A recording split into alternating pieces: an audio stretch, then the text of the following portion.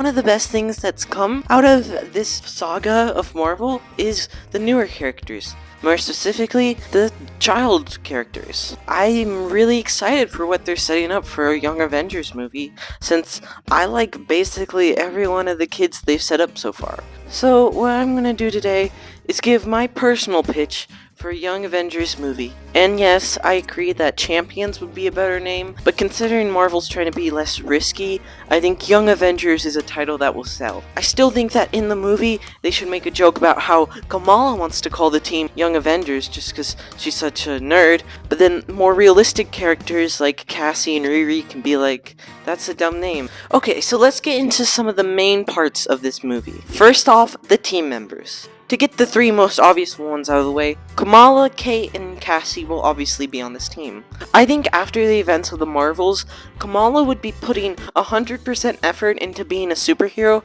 while not quite thinking of what's in her opinion, the smaller picture of her social life in her school. This can cause drama with her family, but most specifically, I want to explore Bruno and Nakia, since her show mostly focused on her relationship with her family, and I think she has a really interesting school life that we could dive into here.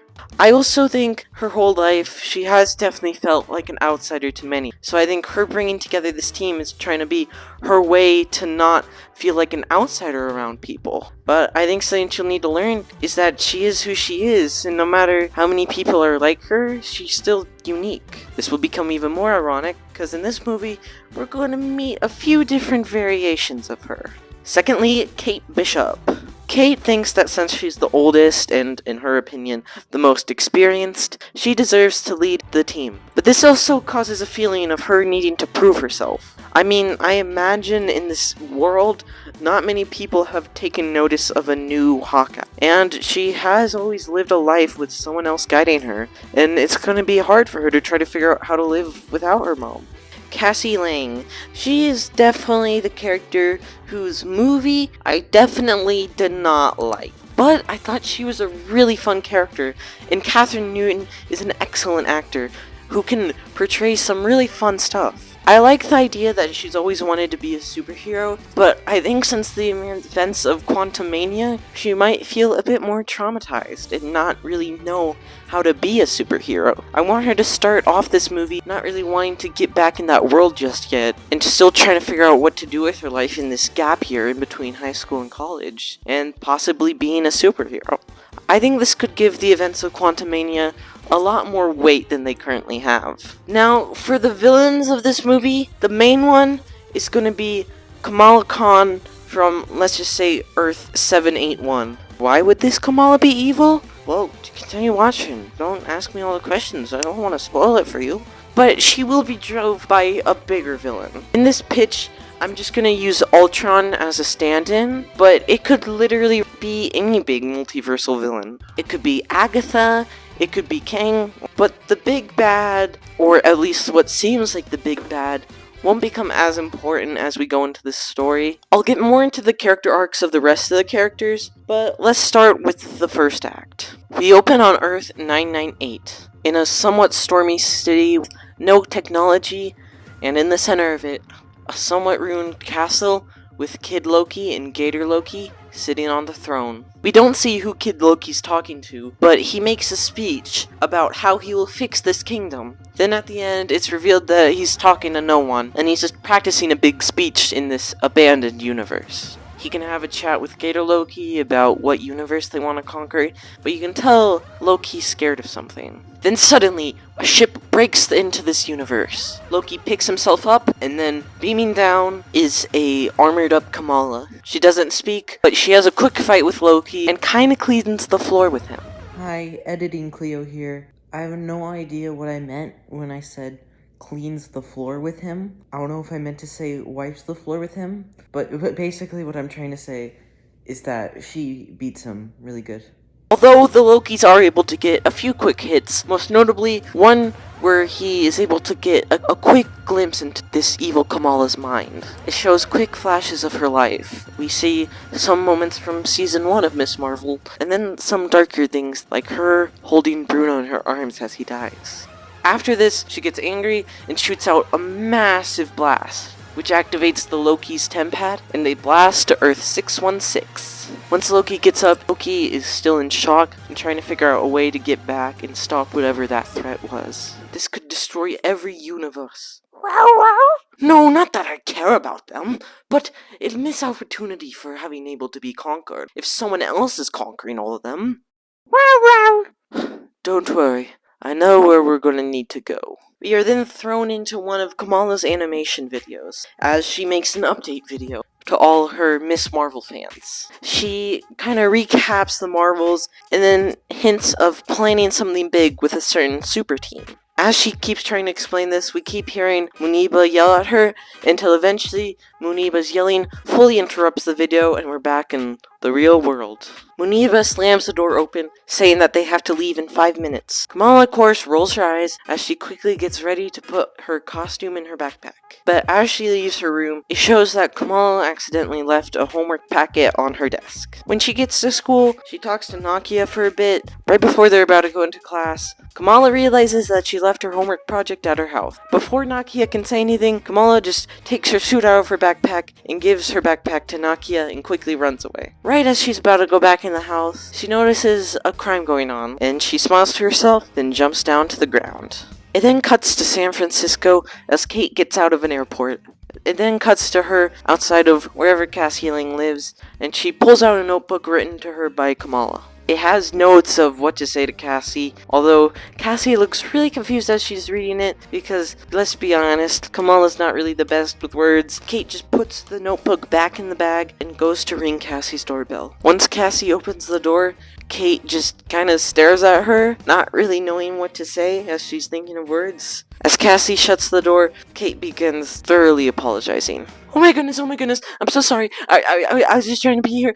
We haven't been making the super team. Please join us. I promise, I'm cool. I'm the Hawk. You know the Kingpin? I defeated the Kingpin. You know Miss Marvel, the hero of New Jersey? Yeah, well, she went to space with Captain Marvel and she defeated them. So you should be on our team, because I think you're really cool and we're really cool. Kate laughs at this, but obviously a bit awkwardly, not really wanting this superhero part in her life. Although Cassie is still polite enough to invite Kate in for some lunch as they talk about it. I think it'd be cute if Cassie and Kate start bonding, but once they go back to the whole super team thing, she just keeps getting flashbacks of events from Quantumania. Soon Cassie just kind of freaks out and says that she can't do this. Kate tries to ask more questions, but Cassie keeps asking for her to leave her house until Kate eventually does. Back in Jersey, Nakia gets a message from Kamala asking her to meet her in the alley outside of school. When Kamala comes out to retrieve her backpack, as Kamala starts excitedly rambling about her crazy day, Nakia snaps at her. She yells at her for not listening to her and making her carry around her backpack all day. She yells at her again, saying that ever since she's gone to space, she's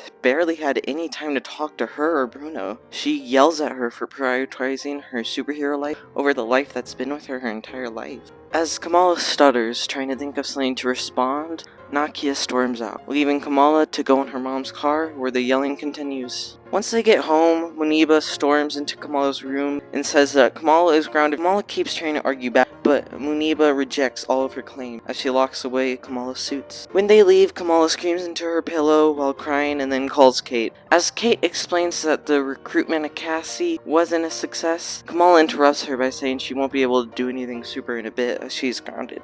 Kate then tries to relate to Kamala by sharing a story of when she first teamed up with Clint and how mad both Clint and her mom got at her. Kamala says that it's different, and before she can fully explain, she gets a call from Bruno and hangs up on Kate. On the call, Bruno says that Nakia told him everything and that he wishes he could visit her. She shares her frustrations with her parents and Nakia, saying that they just aren't understanding her. Bruno says that he doesn't fully think that they are in the wrong. He tries to explain that even if she gets recruited by the Avengers tomorrow, there will be still so many aspects of her life that she'll need to process. Kamala starts tearing up and then abruptly hangs up and gets mad at herself for hanging up. Before she can call Bruno back, the doorbell rings. It is revealed to be America Chavez as she asks as if Kamala called. Kamala says it depends on what Chavez wants, and then America shows Kamala her portal and says that she needs Kamala's help to save her parents. Kamala gets excited and invites Chavez into her house. Kamala asks her to prove it by going into the locked closet where Muniva put her suit. After America gets the suit for her, Kamala says that before they discuss anything, they need one more person.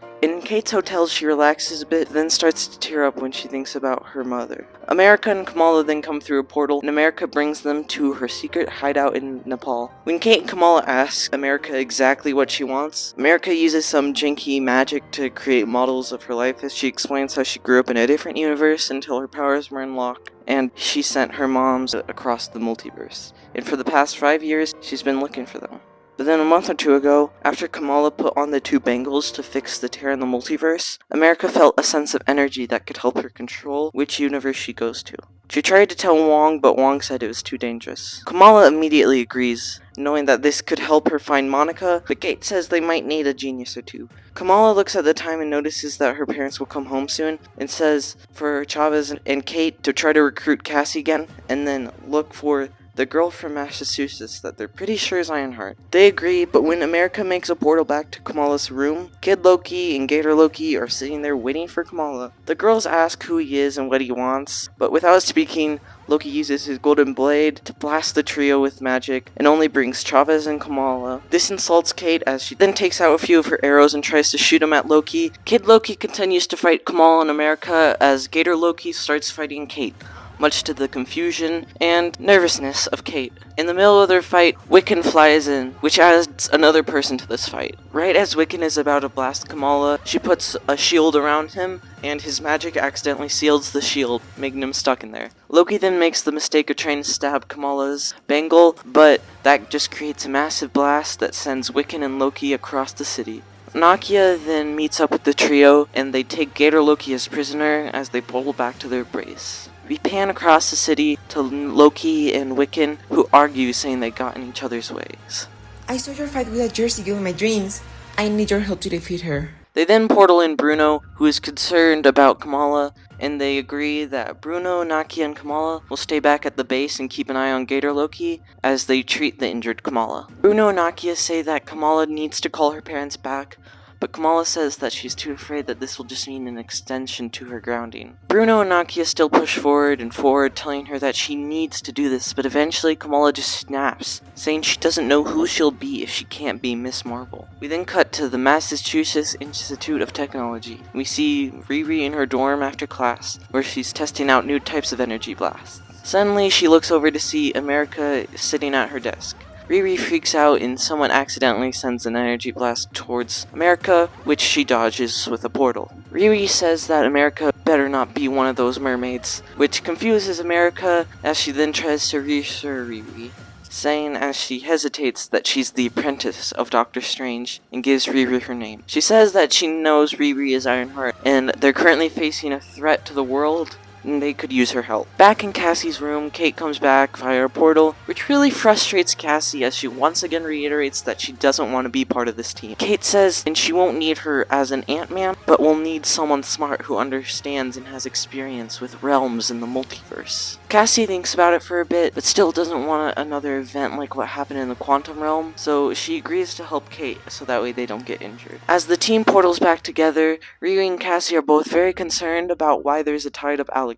Kate then does some drawing on the whiteboard and explains everything they need to know about Kid Loki and Wizard Boy. As they explain their theories on what they want with Kamala in America, they give different theories, with most of them saying that they want the power of the multiverse. Kamala tells them about how when Loki's blade stabbed the Bengals, Kamala saw into a different world with herself fighting many different people in such a violent way. She says how she saw constant destruction. The main one in the center was Ultron. Suddenly, Loki and Billy burst through the base and free Gator Loki. They prepare to fight, but Loki and Wiccan put their hands up, saying that they just want to talk, and that every second Chavez and Kamala are together, the quicker this world will be destroyed. The team slightly lowers their fists and weapons as Loki shows an illusion of his story. He says that if they find 2 more Bengals as well as America Chavez, they will be able to destroy every single world. Kamala asks how Wiccan is related to this, and he explains that in the morning, he just had a vision of Loki's world being destroyed. Suddenly, amongst their arguments, Riri notices Kamala's bangles starting to glow with a weird pattern. Loki yells and tries to run towards Kamala, but then suddenly, like magnets, America is brought to the energy and they tear a hole in space All 10 of them are pulled through the portal and end back up on Earth in 998. Cassie is stressed and Kate tries to calm her down, and Kamala and America are freaking out because they don't know what the hell just happened. Suddenly, Ultron Kamala is beamed down, and Loki immediately goes to the defense. Brunettes, protect Khan and Chavez! Riri's suit comes flying onto her as her and Wiccan start to fight against Ultron Kamala. Cassie takes out her miniature version of her suit. Cassie, Kate, Nakia, Bruno, America, and Kamala then start trying to run away. Eventually, however, the Ultron bots come flying down to the ship like missiles. On top of that, Riri's suit is suddenly hacked and flies her towards the rest of the team to attack them. Cassie shrinks into Riri's suit. She's eventually able to destroy Riri's suit, but then her suit gets destroyed too. Now Ultron Kamala is able to overpower the boys and puts a bubble around America, Kamala, Nakia, and Bruno. The bubble alongside Ultron Kamala is then beamed up. As they're being beamed up, they start to see a blue glow, similar but not quite the same as Chavez's powers. This leads to much confusion of Kamala and America, as a massive bulldog comes out of it, collects Chavez Kamala, and then leaves through a different portal. This leaves only Bruno, Nakia, and Ultron Kamala being beamed up. The rest of the team doesn't have time to process this as they're still struggling against the Ultron bots. Wiccan is able to create a massive energy blast that's barely able to fling all the bots back. Loki quickly makes them run with him to his secret hideouts. He then explains that those bots can hack into any type of technology and they only get stronger and stronger. The rest of the team keeps asking Loki what they can do, but Loki says he doesn't know any other ways to get back to their universe. Once they ask him how they can defeat Ultron, Loki snaps at them and starts yelling at them. "I've told you this before! I don't know what else you want from me! The only way we could have stopped this was by killing Chavez and Kamala while we had the chance, but you all were too much of cowards!" Kate looks around to see the rest of the team freaking out, and she's able to compose herself a bit to try to motivate them all. She argues against Loki, saying that as long as they're able to defeat one Ultron bot, they can study it and use it to make tech against the rest of them. Billy, Riri, and Cassie are able to calm down, but Loki just laughs them off in pity. "You're a lost cause." Him and Gator Loki then leave. We then cut back to Kamala and America flying through Lockjaw's portal. That's right, we're meeting Best Boy Lockjaw! Once they land into this new universe, America and Kamala go into defense mode until they realize Lockjaw doesn't look like he's there to fight them, and they both get a loving sense from his presence as they calm down and start petting him. They are then reminded of their danger when a group of people wearing red and white armor come out of the temple with weapons. An older woman then goes to the front and tells the army to stop. America then recognized this woman as her mother. She goes immediately to hug her while crying how much she missed her. Her mom is about to get emotional and respond back when she notices Kamala and tells her army to get their weapons back up. Kamala is worried and confused as America goes to defend her, saying that this is her friend and that she helped her find them. Her mom is skeptical and says that if Kamala wants to prove it, they need to follow her. Back with the other four, Kate tries to enact her plan to separate and capture a single Ultron bot. While trying to enact this plan, Cassie keeps adding different parts of the plan and the girls argue about how the plan should go. They have a little tiny fight and they are able to knock out one bot. As these four celebrate their success, we pan back up to the ship, where Bruno and Nakia wake up, with Ultron Kamala standing over them. Bruno and Nakia yell at her to go away, that she isn't their Kamala. This Kamala tries to tell them they just need their Kamala in America, and they aren't gonna hurt you two. She then looks at them some more before crying and storming away. Back with Kamala and America, they are taken to the top of the tower. Once they sit down on the war room table, Chavez's mom explains everything that's happened to her in the past 5 years. We see flashbacks as she explains her and America's mom ending up in different universe, always trying to find different people to send them to new one. Eventually, they got in a universe that gave America's other mom an incurable sickness. America's other mom was eventually able to end up back to their home world, but had been destroyed by Ultron and Kamala. Her and the survivors used some leftover tech and create a base to prepare to fight back. They sent their dog Lockjaw to track down America. America says that they'll able to defeat Ultron with the help of their team, although her mom says that they need Kamala to put on a dream catcher, a device that when paired up with Kamala's bangles will allow her to see into and talk with her alternate variant. When Kamala puts it on, she gets transported to a shared memory of 2017. Kamala's parents are dropping her off at an elementary classroom while talking to her parents about field trip money and being parent volunteers. As they start to leave for the bus, Muniba notices one boy with long hair and a bandage over his nose sitting as the rest begin to leave. She asks why he's staying back, and the teacher explains that he doesn't have any family besides his nana and they couldn't pay for the trip. Muniba looks at him for a bit before saying she'll pay for his trip. as she asks Kamala to go sit and talk with him. Kamala is shy at first, but then the moment she sees Bruno drawing a picture of the Avengers, she gets excited and starts talking to him. Bruno is less talkative at first, but eventually the energetic Kamala is able to get him out of his shell. The camera pans to remind us the older Kamala who is viewing this memory as she starts to tear up a bit. The holographic memory disappears and is replaced with Ultron's ship, and Ultron Kamala, who confronts 616 Kamala. She snaps at her for breaking into her mind, but 616 Kamala doesn't respond. She asks if Nakia and Bruno are safe, a question that Ultron Kamala assures her of. 616 Kamala then angrily asks why she's using her gifts to conquer universes, something that Ultron Kamala laughs about, before rhetorically asking if this is really the life she thinks she would want. 616 Kamala stays in silent confusion for a bit, before Ultron Kamala uses the holographic memory to explain that in her universe, she was only barely able to stop the clandestines before they wiped out both Pakistan and the East Coast, meaning all of her friends and family died due to her own failure. She shows how she lived in solitude and on the run for a few months until the technology around her started talking to her, saying that she could replace 616 Kamala's happy life if she just helped Ultron. 616 Kamala continues to yell, saying that it's not too late for her to be redeemed. Deskin Kamala says that they could figure out something and let her live if she just helped her by handing over Chavez. 616 Kamala refuses and starts quickly searching through the ship memories, and Ultron Kamala angrily punches her out of her head, as 616 Kamala lands back into reality distraught.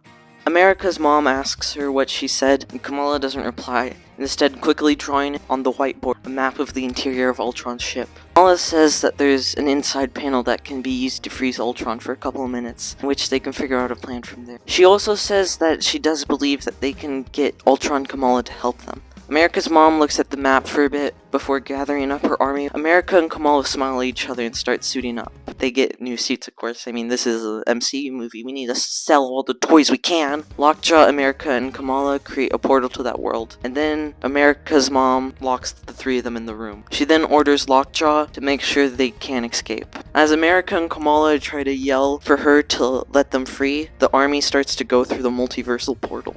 We cut back to the other four, bonding and telling jokes as they make new armor for Riri, new arrows for Kate, and add improvements to Cassie's suit. Once they finish, they go over the plan and look up the ship to notice America's portal, something that excites them before they notice a fleet of the ships flying and attacking Ultron's ship. They ask each other if they know who they are, something that none of them know, but they figure to go along with it since they're on the same team. Billy picks up Kate and drops her off at the highest mountain, so that way she can shoot her arrows at the Ultron bots, while Riri, Wiccan, and Cassie fly up to the top of the ship.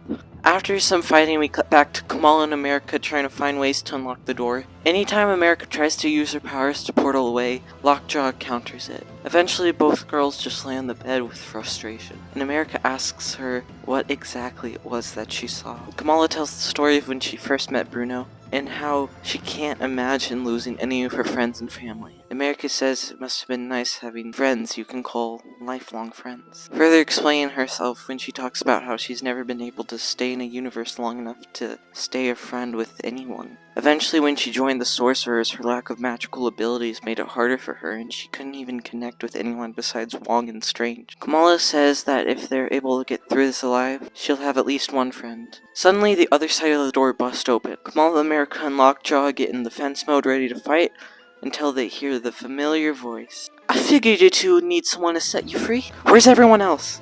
Well, let's just say we got separated and they're in danger. They could use some help. Kamala points out that they won't be able to get there due to the guard dog, and Loki pulls out some clearly magical treats to give to Lockjaw and says that the dog will be on their side now. Gator Loki gets jealous when he sees Loki petting the dog. They then portal back to Earth 998. America's mom's army of ships are struggling, but the four are able to help them out. This is until Ultron Kamala shows up and fights off Billy, Riri, and Cassie. Luckily, however, the other champions show up, and Kamala and Lockjaw push Ultron Kamala off the ship, and they start fighting on the ground. America then takes one of the empty ships and uses herself as a distraction for the Ultron bots. The Lokis then try to go to deactivate the mainframe of the ship. Cassie then notices some Ultron bots swarming Kate, and in quick reaction to save Kate, Cassie uses the most of her particles she has left to size up in order to take out all the bots at once. Kate thanks her, then climbs up to her shoulder. This marks the peak of our heroes winning, as everything else will go downhill from here. As Loki tries to hack into the mainframe, main Ultron appears. You should've just sent another bot.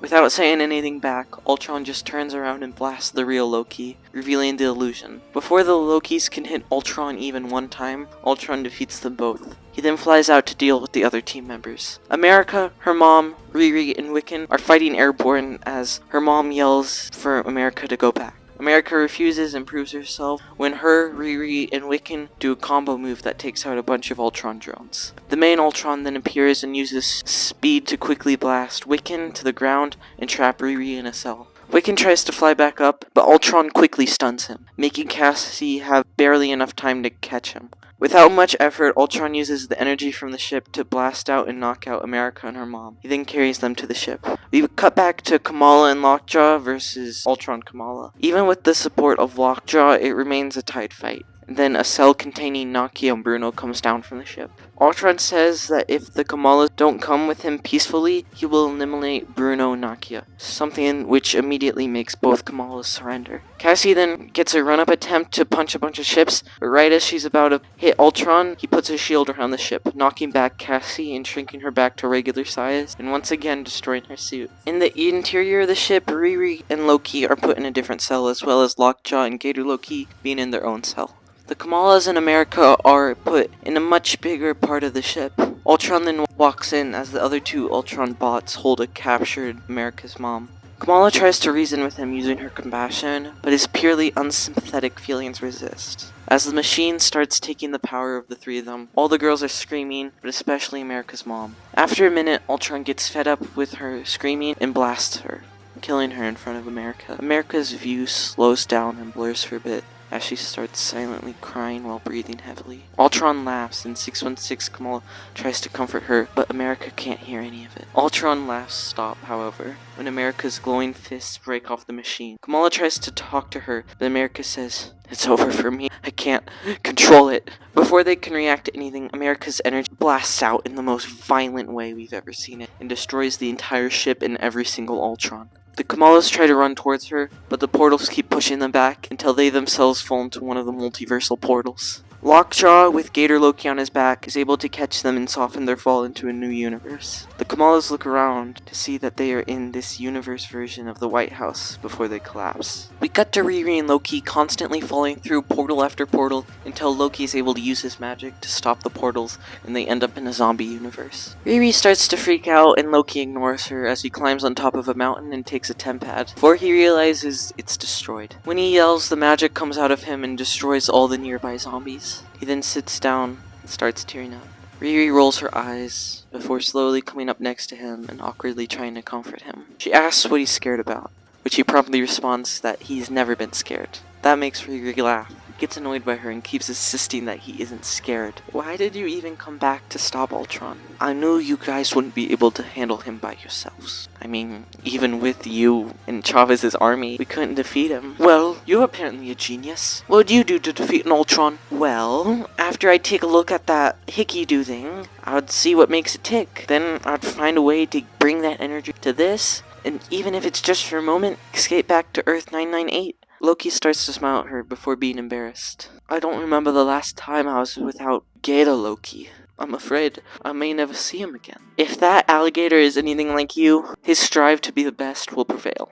He says to get the tempad ready for a big blast of cosmic energy. Cutting back to Earth 998, an injured Cassie lays on the ground. Wiccan and Kate find her, wake her up, and help her walk to a sheltered area. As Cassie starts to get away, she asks what happened to Ultron and if the rest are safe. Kate and Billy have trouble putting it into words and just tell her to look up. We then see this skyline full of floating ship parts as the glowing sphere of America's power start to wrap everything around it like a black hole. Eventually, the energy starts to take over the Ultron bots as they become violent, destroying everything they see. Kate tries her best to come up with ideas of what they could still do to succeed, but the other two remain in fear. Look, I think we just need some energy to think. She then walks over to an abandoned pizza place, then starts making pizza for them. Eventually the other two join in. As they sit and eat, they ask about their experience as superheroing. Billy starts saying he's really only fought one bad guy and didn't really pursue it further until he started getting the visions of Kamala. Cassie says she's in the same boat. Tells them about how she used to use her Tector in protests and trained her in the suit.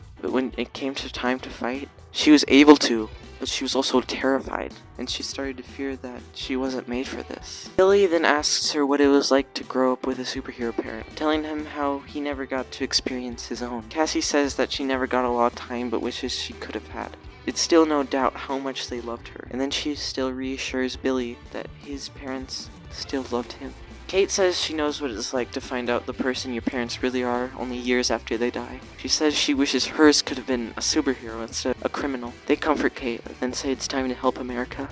We then cut to Kamala waking up in a fancy bedroom, with her wounds taken care of. As she opens the door and looks around to see, this is the hallway of the White House. President, Vice President, and bodyguards walk up to Kamala. She gets ready to fight, but then the President and Vice President look vaguely familiar. She then reads the President's tag, President Khan and Vice President Bahandri. As they begin to talk, they only make it a few words in before Kamala starts to freak out. President Khan says that they'll give her a tour. We go to a secret room in the White House where Kamala sees Nakia and Lockjaw, both of which come up and hug her. She looks around some more to see Ultron Kamala crying. Kamala looks further to find that in the next room, Bruno is hooked up with wires and is unconscious. She screams and asks what happened, and President Kamala says how when she found them, he was seriously injured. She doesn't know how much time he has left. She goes on saying that she's never seen these kinds of injuries before and will need special tech to fix him. Kamala then continues to cry out, exclaiming that this is all her fault. Nakia tries to comfort her. Ultron Kamala then angrily composes herself, saying that they don't have time to waste and need to leave now. Nakia blasts back at her, pointing out that this all happened because of her. The other two Kamalas try to calm down the argument. Ultron Kamala says that she can pay for her mistakes later, but she can't let another Bruno die. President Kamala starts telling the story of how she lost her Bruno, and says that it stopped her from being a superhero. But if she can make things better for only a few universes, it's worth it to get back in the suit. The three Kamalas and Lockjaw then get suited up and ready to head back. President Kamala says that she's never seen anything like this before. The Void America is pulling everything in, and if they don't stop her soon, the entire multiverse will collapse. Nakia is back in the control room helping out her future self. She starts asking questions about her future. Eventually, older Nakia says that she's what got Kamala into the political landscape, and doing this to help as many people as she can is all she's ever wanted. She then says that she promises her future will just be as great, no matter how much the road stumbles. Eventually, everything will be okay. We then cut interchangeably between the trio on Earth 998, trying to outrun the destructive Ultron tech, as Riri and Loki fight off different powers as zombies in order to power up the Tempad. Eventually, as it looks like the trio is about to perish, the Kamalas and Lockjaw come down to save them. Shortly afterward, Riri and Loki appear as well. Loki's almost killed by an Ultron bot, but Gator Loki saves him as they reunite. The trio asks what's up with adult Kamala, but they say they don't have time to explain it, and need to find a way to get America under control without anyone else dying. Riri says that she won't be able to fly up there, because all she has left is a blaster. Billy says that America's void is blocking out all of his powers. We then zoom in on Cassie, looking around and thinking for a bit before disassembling what she has left of her suit. The other characters start questioning her, but she gives all the Pym particles to Kate. She then enlarges an ant and gives orders. She says for the two teenage Kamalas, Kate and Billy, to ride on the ant. She says for President Kamala and Riri to try to hold back different bots that come at Kate as she uses her archery to get the bots in the air. She also tells Kate to incorporate Pym tech in her trick arrows that she has left. She then tells the Lokis to do whatever magic they can to limit the effects of America's uncontrollable powers. She says that once Wiccan gets his powers back, the Kamalas will create a shield and solidify it with Wiccan's magic. Right before the ant leaves, Kamala and Kate call Cassie Captain. Cassie then rolls her eyes in acceptance. There's some action in the background as we follow the characters flying on the back of the ant, but they then get close enough to the void, and Kate uses her plunger arrow to bring them to the rubble of the ground America's on. We then look at this from the characters on the ground perspective, suddenly hearing the chaos go quiet. All the Ultron bots fall down and deprogram, hoping that Kamala, Kate, America, and Lockjaw are okay. In the bubble, Lockjaw reflects America's uncontrollable blasts, protecting the kids. Once the girls get close enough, they start seeing reflections in the bubble. America's memories. All the times her moms cared for her, and then contrasting that with the memories of losing them. Kamala tries to scream for America to listen to them, but America keeps crying and screaming. Soon, bad memories of all 4 of the girls start being reflected, and Ultron Kamala keeps begging for it to start, saying she doesn't want to relive this. Kate starts hyperventilating once she sees memories of her dad's funeral and having to arrest her mom. Kamala looks around for a bit, and then starts looking at the injured Bruno, and then starts shifting that memory to see all the good times with her and Bruno. Ultron Kamala does the same. Kate then gets the hint of the memories with her other parent figure, Clint, how happy those times were. Happiness starts to outweigh the darkness, America weakens, and the 3 are able to get close enough to hold on to her. Kamala then starts talking to America, trying to comfort her. She says that she knows in moments like this, feels like no one truly understands what you're going through, and even though that may be correct, doesn't mean you're alone. America still continues. My powers have ruined everything I've ever loved. They caused my parents and family to die. That was outside of your control. Nothing changed how much your moms loved you and how hard they tried to see you again. Kamala shows this with the reflections in the bubble of memories of America's loving parents. Ultron Kamala then steps in. I know what this destruction feels like. I lost my family too. But through that destruction, I learned that I wasn't alone. Kate also joins in, talking about her experience after losing her parents. 616 Kamala then tells America that even after losing all those people, you still have many more that can help you through it, and give you the love that she deserves. We then see reflections of America with Strange and Wong. She starts calming down, and they put the bangles on America. All the energy goes away as they fall to the ground. The others run up to them, and we see 616 Kamala, Kate, and America hugging. They then all join in the hug. The hug departs, America thanks all of them, as destined Kamala starts to walk away in shame. They then notice that Kamala and America walk towards her. They say that they obviously don't forgive her, but are willing to give it a chance if their paths ever do cross again in the future. Then what's left of the energy in the void, a portal appears. Team gets back into fighting mode, only for Wong and Strange to come out of the portal and immediately go to America. Kamala and Kate start jumping up and down, fangirling together. Strange and Wong hug America and say how worried they were for her, and were only barely able to get through the void in time. America starts crying and they ask her what's wrong. She tells her what happened with her moms, saying they would have been happy to meet them. The Lokis then walk up to the lonely Ultron Kamala. He then takes out his hand for a new start. I don't know where to go from here. I don't have a universe. I don't have a family. I don't have a home. Well, you're not the only one. And maybe you don't have to try to find a home within the universe yourself. Ultron Kamala smiles and agrees to go with him to improve themselves. We then see a montage of the aftermath that includes everyone going home, Bruno waking up, hugging his friends, them saying goodbye to President Kamala's universe, America's universe, saying goodbye to the Lokis and Ultron Kamala. Back on Earth 616, we see Kate and Cassie moving into an apartment together, Kamala's family adopting Lockjaw, Nakia attending protests with Cassie, America testing how the bangles affect her powers, Riri and Cassie working on new prototypes for armor and arrows. The montage stops on Kamala, Bruno, Nakia, America, and Lockjaw hanging out at the mall. They check out on America, who's struggling but is getting better. Then, in the style of the Incredibles ending, a D-list villain such as Orb or Big Wheel starts attacking the city. They suit up, and America makes a portal that Kate and Cassie come through, and Riri and Wiccan start flying in. As they get ready to fight the villain, it ends with all of them saying, "Young Avengers, assemble!" I have 2 post-credit scene ideas for this. First of which is the Lokis and Ultron Kamala journeying the multiverse and finding whoever the villain will be of Avengers 5. And then the other one is the team members getting ice cream as a homage to the first Avengers post-credit scene. So that's the pitch. I hope you had fun watching this. I certainly had a lot of fun making it. I really